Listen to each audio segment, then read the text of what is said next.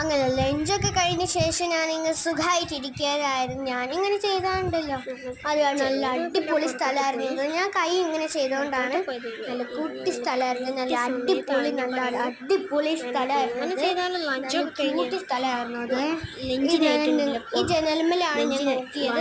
അതിന്റെ ശരിക്കും ഒരു ബാധികത ഒരിക്കലും ഇല്ല.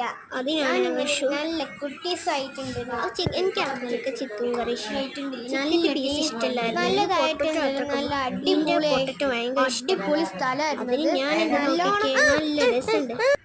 അങ്ങനെയൊക്കെ ഞാനുണ്ടല്ലോ ഒരിക്കലും വിചാരിച്ചില്ലായിരുന്നു. അതിന് ഞാൻ നല്ല അടിപൊളി സ്ഥലമായിരുന്നു. നല്ല കുട്ടി സ്ഥലമായിരുന്നു.